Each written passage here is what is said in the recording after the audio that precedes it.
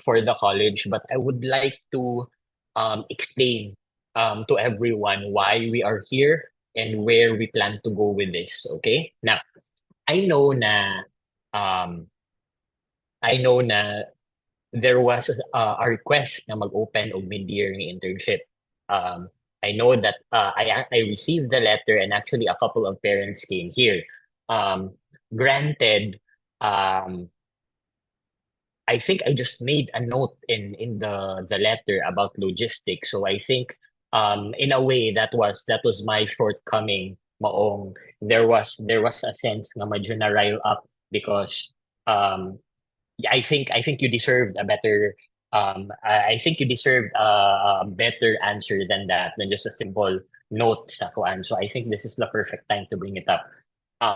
Now, first of all, congratulations nga nakapasado mo sa inyong special classes. And essentially, this is a congratulations to entering internship pohon. Now, question is kanang wala pa mo nakasudog internship karon. Okay? Now, ani ni siya ha pasabton ta mo para I hope you understand. I hope you will understand where the college is coming from. Okay? Now, currently we have 5 centers. We have of course Southwest Medical Center, Sacred Heart, we have Soto, we have CSMC, we have Eversley, and we have um Visayas Med. Okay? Now, um these centers, dili man tanan hospitals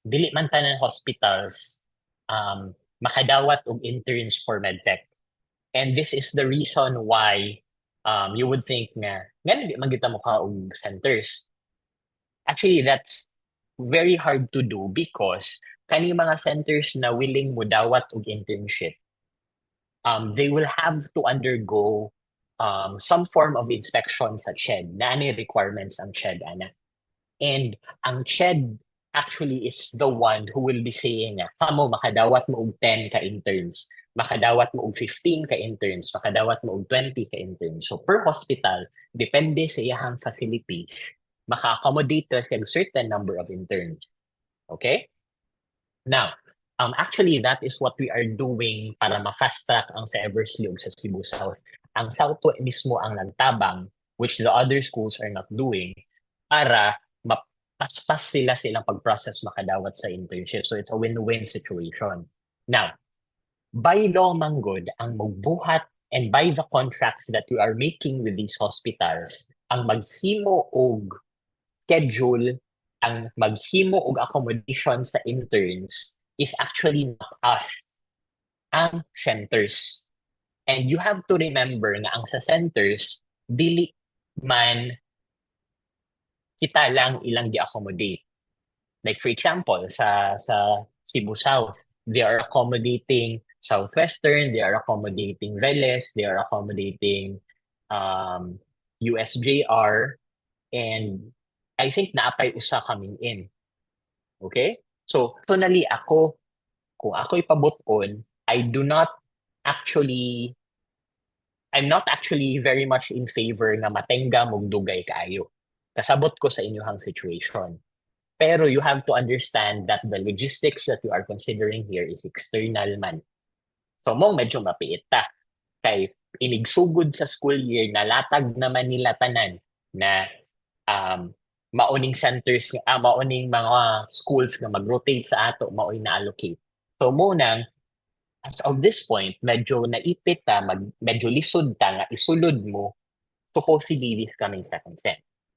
Okay? But rest assured nga, we are looking into that. Wala ra ni na magilingkuran. Kay kasabot mi sa situation niya. If kabantay mo sa direction sa college, nag-open yun tag mga special classes para dili mo magtingga. Do you understand? So, morning situation, naatay logistical problems, but it's an external logistics problem. It's dili lang siya ingnon nga within entirely our control. Kay kung sa ato na ning control, mapangitaan yun na batog paagi nga makasulod munta mo. But be that as it may, kasabot ko sa inyong um, situation kay I'm sure daghan sa inyo dili ganahan nga matingga nga walay mabuhat, and this actually came about as a result kay I think Rayhan's parents. I was able to talk to Rayhan's dad, and he pointed out, gi-explain essentially the same thing akong gi-explain sa inyo ha, maupod akong gi-explain sa iya ha, but he did point out something which I think is something kanang um pwede na tong ma-apply going forward, and you guys will be murag test batch is for those nga matinggag yun, if we cannot find a way around it, let's have siguro this module na in preparation for your pre-internship this coming April or May. Okay? So what we are going to do is this will be an informal class. Okay? So wala ni siya sa pilitay. But I would like to see, this is a good gauge, Manggod, nga for us sa faculty and for the CIs, this is a good gauge kay tan-aw na to ang performance ninyo kung out of your free will kamo rin mo basa. Okay? So essentially what we will be doing here in the months leading up to your pre-internship is this will be essentially a guided study group. Okay? So wala ni siya grado, walay check-check sa attendance, but essentially ilatag na ko ang unsay mga things nga dapat ninyong basahon, dapat ninyong andaman prior to pre-internship. Okay? So you have to understand nga medyo maglisod kung bira og faculty ani, I will ask for volunteers, but medyo please do not expect nga na atay face-to-face sessions all the time because this is essentially an unpaid module. Okay? You also have to understand sa part sa faculty nga I can only ask them out of their free time, from their free time and their free will. Naaman gyud gustuan, but I cannot guarantee nga every day na agi mosulod sa inyo ha. Because napod na sila yung other classes, other commitments nga pinabayran sila nga maikugsad ko. But this is what we are going to do. I actually subscribe to Osler. This is a pathology course for anatomic and clinical, but clinical pathology Manggod has a lot of overlaps with medtech. Essentially, medtech stuff is CP, clinical path. So I actually subscribe to an online course. Hindi pirata na ako siya. Actually, medyo mahal ni siya. If you can look for it over the internet, it's like over $1,000 per pwede kinabayaran ako ano? Mga $1,000 ni siya per 3 months for a certain number of time nga na kay access sila ang lectures. So I got it nga ako na lang gipirata. So here is what we are going to do. We are going to stagger it. We have 33 lectures sa CP over HEMA, blood bank on all the sections. So what we are going to do is in a single week siguro, I will post duha ka book lectures sa ilaha. So per kuan siguro per subject, I think na atay essentially except sa clean chem kay daghan murag 4 to 8 siguro, so mas stagger din ni nato for the kuan. So per week tagaan ta i-stagger na ko, i-schedule na ko sa GCR, mag-post ko og videos atong sa Osler. So for this week I plan siguro nga murag duha, let's start off with HEMA lang. Let's start off with WBCs and RBCs. Okay? So tomorrow I will start na siguro posting katulang sa RBCs. I will start posting sa RBCs para I think that's a 2-hour lecture. Tagaan ta mo og guan, tagaan ta mo og time to view it. Ang hangyo lang nako is before ma-post ang next nga video, make time to view the video. Para dili siya kay ang worry nako bitaw sige ko glabay og video nga di mo kaapas. Okay? So ang ato ani is di ra gini siya bugat, you will have 2 or 3 days per video pero tultol lang din mo nga mutan-aw mo every now and then. Now after the video, I will give you reading materials.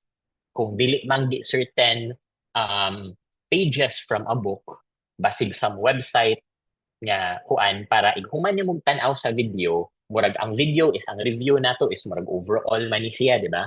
Murag overall na murag review of that particular topic. at least ma-reinforce na ninyo ubasa.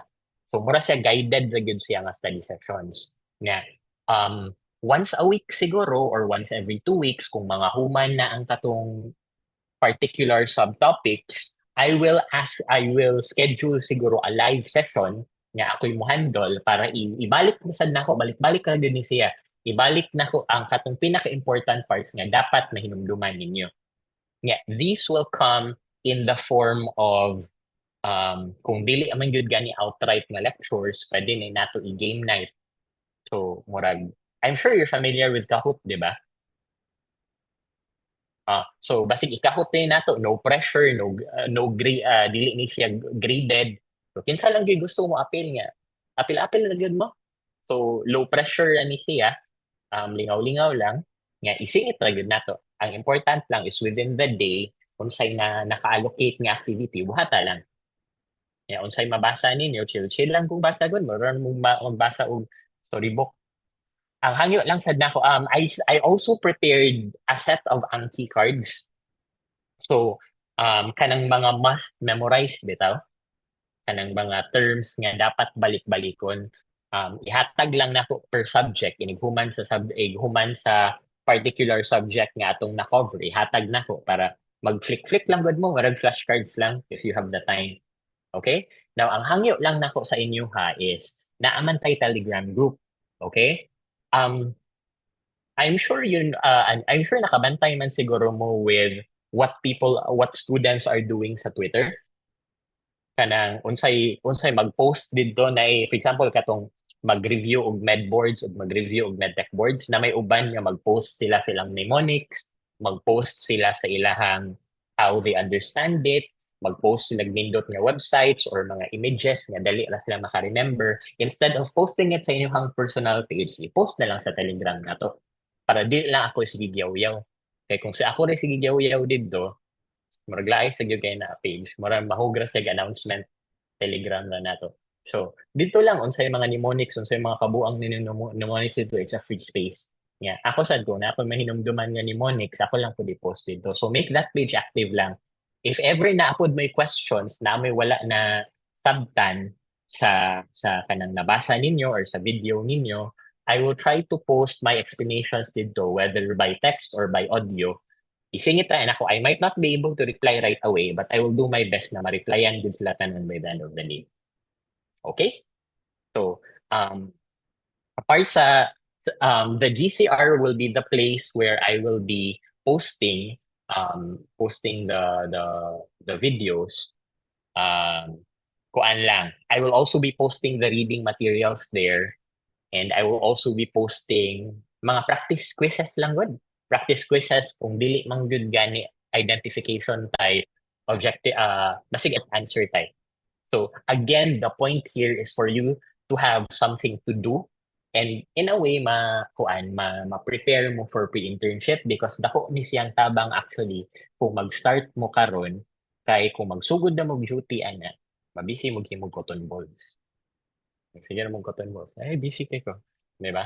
Ano na siya, pero please ha, sugod din sa internship, ayaw yun mo, please do not be contented with making cotton balls. Kaya, ay, busy kay ko, naro mong secret hat, hindi mo ramong cotton balls. Chika-chika, nanglibak, di ba? So, please try to read. Actually, ang ginabuhat na mo karon sa interns is per section, per center, nag-provide yun me og photocopy of the books para na mo mapakli.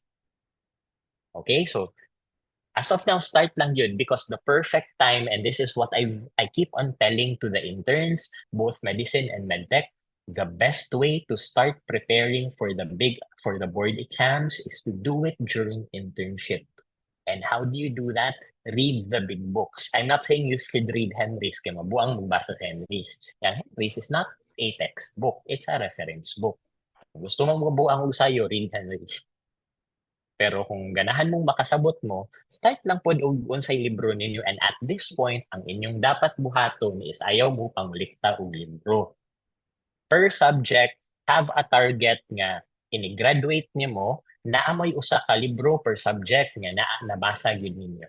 You don't have to memorize it, at least mabasa lang ninyo cover to cover. You don't have to remember everything, basta nabasa lang ninyo cover to cover.